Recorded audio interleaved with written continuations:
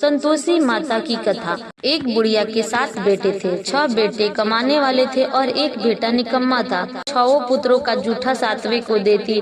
7वां पुत्र एक दिन अपनी पत्नी से बोला, देखो मेरी माता का मुझ पर कितना प्रेम है।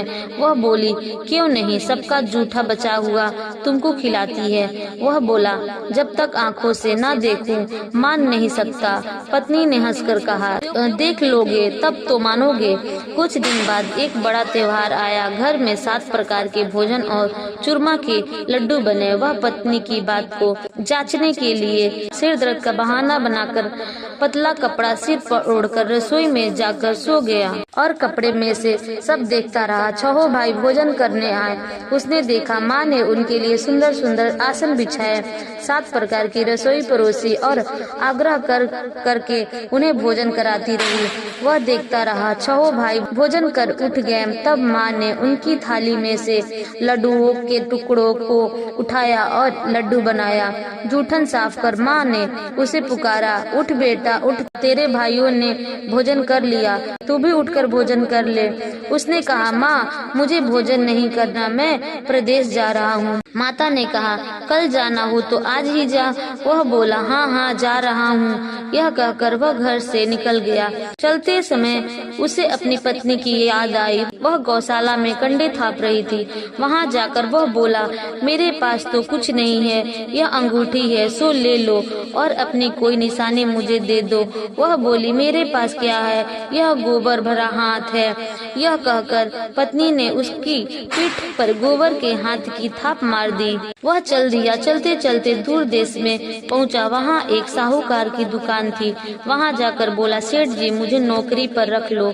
साहूकार को नौकर की सख्त जरूरत थी, काम देखकर तनख्वाह मिलेगा। उसने कहा, सेठ जी जैसा आप ठीक समझे। उसे साहूकार के यहाँ नौकरी मिल गई। वह वहाँ दिन रात काम करने लगा।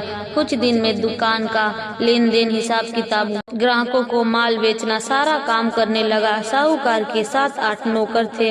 वे सब चक्कर खाने लगे, लेकिन उसने अपनी लगन, परिश्रम और ईमानदारी से सभी को पीछे छोड़ दिया। उसे अपने किए का फल मिला। सेठ ने भी उसका काम देखा और 3 महीने में ही उसे मुनाफे में साझेदारी बना लिया। परिश्रम करते करते 12 वर्ष में ही वह नगर का नामी सेठ बन गया और सेठ अपना सारा कारोबार उस पर छोड़कर बाहर चला गया। इधर उसकी पत्नी पर क्या बीती यह सुने। सास ससुर उसे दुख देने लगे। गृहस्थी का काम करवा कर लकड़ी लेने जंगल में भेजते। इस बीच घर की रोटियां के आटे से जो भूसी निकलती उसकी रोटी बनाकर रख दी जाती और फूटे नारियल की नरेली में पानी दिया जाता। इस तरह दिन बीतते रहे। एक दिन वह जब जंगल में लकड़ी लेने जा रही थी, तब उसे रास्ते में बहुत सी स्त्रियां संतोषी माता का व्रत करती दिखाई दी। वह वहां खड़ी होकर पूछने लगी, बहनों यह तुम किस देवता का व्रत कर रही हो और इसके करने से क्या फल होता है? इस व्रत के करने की क्या विधि है? यदि तुम अपने इस व्रत का विधान मुझे समझा कर कहोगी तो मैं तुम्हारा बड़ा एहसान मानूंगी। उसमें से एक स्त्री बोली, सुनो यह संतोषी माता का व्रत है। इसके करने से निर्धनता, दरिद्रता का नाश होता है, लक्ष्मी आती है, मन की चिंताएं दूर होती हैं, घर में सुख होने से मन को प्रसन्नता और शांति मिलती है, निपुति को पुत्र मिलता है, प्रीतम बाहर गए हो तो वह शीघ्र लौट आते हैं, कुंवारी कन्याओं को मन पसंद वर मिलता है, चलता मुकदमा खत्म हो जाता है, कलह कलेश की निवृत्ति हो, सुख शांति होती है, धन जायदाद का लाभ होता है तथा और भी मन में जो कुछ कामना हो सब संतोषी माता की कृपा से पूरी हो जाती है। इसमें कोई संदेह नहीं। वह पूछने लगी, यह व्रत कैसे किया जाता है यह भी बताओ तो बड़ी कृपा होगी। वह स्त्री कहने लगी, बिना परेशानी, श्रद्धा और प्रेम से जितना भी बन सके प्रसाद लेना, 5.25 पैसे से 5.25 आने तथा इससे भी ज्यादा शक्ति और भक्ति के अनुसार गुड़ और चना ले। हर शुक्रवार को निराहार रहकर कथा कहना, सुनना, इसके बीच कर्म नहीं टूटे। लगातार नियम पालन करना, सुनने वाला कोई ना मिले तो घी का दीपक जलाकर उसके आगे जल के पात्र को रख कथा कहना, परंतु नियम ना टूटे जब तक कार्य सिद्ध ना हो। नियम पालन करना और कार्य सिद्ध हो जाने पर व्रत का उद्यापन करना। 3 मास में माता पूरा फल प्रदान करती हैं। यदि किसी के खोटे ग्रह हो तो भी माता 1 वर्ष में अवश्य उन्हें अनुकूल करती हैं।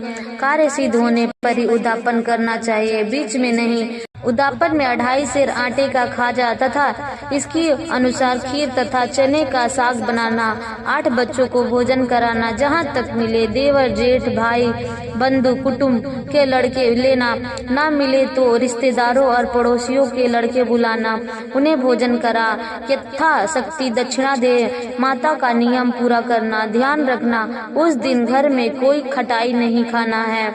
यह सुनकर वह वहां से चल दी। रास्ते में लकड़ी के बोझ को बेच दिया और उन पैसों से गुड़ चना ले माता के व्रत की तैयारी कर आगे चली। रास्ते में संतोषी माता के मंदिर में जा माता के चरणों में विनती करने लगी, माँ मैं दीन हूँ, निपट मूर्ख हूँ, व्रत के नियम कुछ जानती नहीं, मैं बहुत दुखी हूँ। हे माता मेरा दुख दूर कर ले, मैं तेरी शरण में हूँ। माता को दया आई। एक शुक्रवार बीता कि दूसरे शुक्रवार को ही उसके पति का पत्र आया और तीसरे शुक्रवार को उसका भेजा हुआ पैसा आ पहुंचा। यह देख जिठानी का मुंह सिकुड़ने लगा। इतने दिनों बाद इतना पैसा आया, इसमें क्या बड़ाई है। लड़के ताने देने लगे। काकी के पास अब पत्र आने लगे, रुपया आने लगा। अब तो काकी की खातिर बढ़ेगी, अब तो काकी बुलाने से भी नहीं बोलेगी। बेचारी सरलता से कहती, भैया पत्र आए रुपया आए तो हम सबके लिए अच्छा है। ऐसा कहकर आंखों में आंसू भरकर संतोषी माता के मंदिर में मातेश्वरी के चरणों में गिरकर रोने लगी। माँ मैंने तुमसे पैसा नहीं मांगा, मुझे पैसे से क्या काम, मुझे तो अपने सुहाग से काम है। मैं तो अपने स्वामी के दर्शन और सेवा मांगती हूँ। तब माता ने प्रसन्न होकर कहा, जा बेटी तेरा स्वामी जल्दी ही आएगा। यह सुन खुशी से बावली हो वह घर आकर काम करने लगी। संतोषी माँ विचार करने लगी, इस भोली पुत्री से मैंने कह तो दिया कि तेरा पति शीघ्र आएगा, पर आएगा कहाँ से। वह तो इसे स्वप्न में भी याद नहीं करता, उसे इसकी याद दिलाने तो मुझे ही जाना पड़ेगा। संतोषी माता ने उस बुढ़िया के बेटे को स्वप्न में समझाया, पुत्र तेरी घरवाली कष्ट उठा रही है। वह बोला, हाँ माता यह तो मुझे भी मालूम है, परंतु क्या करूँ, वहाँ कैसे जाऊँ। परदेश की बात है, लेन देन का सारा हिसाब किताब है, कोई जाने का रास्ता नजर नहीं आता। आप ही कोई राह दिखाए कि वहाँ कैसे जाऊँ। माँ कहने लगी, सवेरे नहा धोकर संतोषी माता का नाम ले, घी का दीपक जलाकर दंडवत कर और दुकान पर जा बैठना। देखते देखते तेरा लेन देन चुक जाएगा, जमा माल बिक जाएगा, साज होते होते धन का ढेर लग जाएगा। वह अगले दिन सुबह बहुत जल्दी उठा। उसने अपने मित्र बंधु परिचितों स्वप्न में माता द्वारा कही गई बात कह सुनाई। वे सब उनकी बात सुनकर उसकी खिल्ली उड़ाने लगे।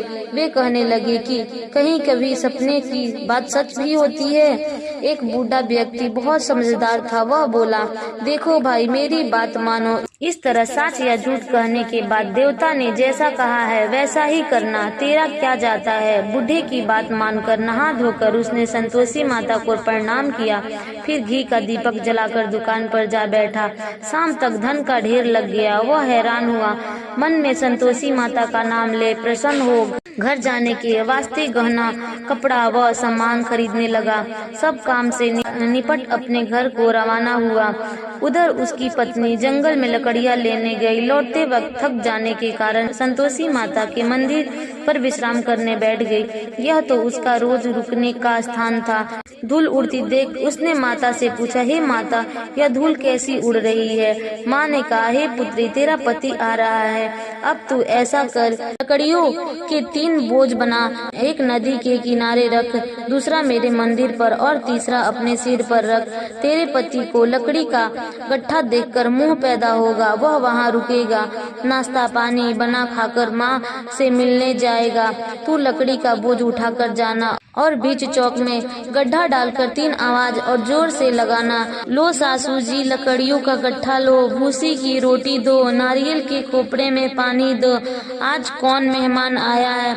संतोषी माँ की बात सुनकर वह बहुत अच्छा माँ कहकर प्रसन्न मन में लकड़ियों के 3 गट्ठे बना लाई। एक नदी के तट पर, दूसरा माता के मंदिर पर रखा। इतने में ही मुसाफिर वहां आ पहुंचा। सूखी लकड़ियां देख उसकी इच्छा हुई कि अब यही विश्राम करे और भोजन बनाकर खा पीकर गांव चले। इस प्रकार भोजन का विश्राम कर वह अपने गांव में आ गया। उसी समय बहू सिर पर लकड़ी का गट्ठा ली आई। उसने गट्ठा आंगन में ढाल जोर से 3 आवाजें दी, लो सासू जी लकड़ी का गट्ठा लो, भूसी की रोटी दो, नारियल के खोपड़े में पानी दो, आज कौन मेहमान आया है। यह सुनकर सास ने अपने दिए हुए कष्टों को भुलाने हेतु कहा, बहू तू ऐसे क्यों कहती है, तेरा मालिक ही तो आया है, बैठ मीठा भात खाकर कपड़े कहने पहन। पति की आवाज सुनकर उसका स्वामी बाहर आया और उसके हाथ में पहनी अंगूठी देखा, व्याकुल हो गया। उसने माँ से पूछा, माँ यह कौन है। माँ बोली, बेटा यह तेरी पत्नी है। आज 12 वर्ष हो गए जब से तू गया है, तब से सारे गांव में जानवर की तरह भटकती फिरती है, काम काज कुछ करती नहीं, 4 समय आकर खा जाती है। अब तुझे देखकर भूसी की रोटी और नारियल के खोपड़े में पानी मांगती है। वह बोला, ठीक है माँ, मैंने इसे भी देखा और तुम्हें भी। अब मुझे दूसरे घर की चाबी दो, मैं उसमें रहूंगा। ठीक है बेटा, जैसी तेरी मर्जी, कहकर माँ ने ताले का गुच्छा बेटे के सामने रख दिया। उसने दूसरे घर में खोलकर सारा सामान जमा कर एक ही दिन में वहाँ राजा के महल जैसा ठाट बाट बन गया। अगला शुक्रवार आया तो उसने पति से कहा, मुझे संतोषी माता का उद्यापन करना है। पति बोला, बहुत अच्छा, खुशी से कर ले। वह उद्यापन की तैयारी करने लगी।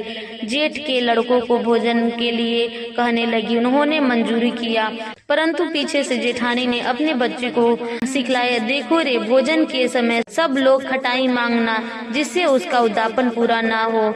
लड़के भोजन करने आए, खीर पेट भर कर खाई, परंतु बात याद आते ही कहने लगे, हमें कुछ खटाई खाने को दो, खीर खाना हमें भाता नहीं, देखकर अरुचि होती है।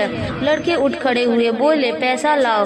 बोली बहू कुछ जानती ना थी, उसने उन्हें पैसे दे दिया। लड़कों ने बाजार जाकर उन पैसों से इमली खरीदे और खाई। यह देखकर बहू पर माता जी ने कोप किया। राजा के दूत उनके पति को पकड़ कर ले गए। मन मनाने खोटे वचन कहने लगे।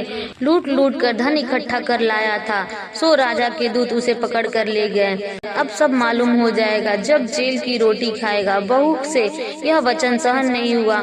वह संतोषी माता के मंदिर में गई और कहने लगी, माता तुमने यह क्या किया, हंसाकर क्यों रुलाने लगी।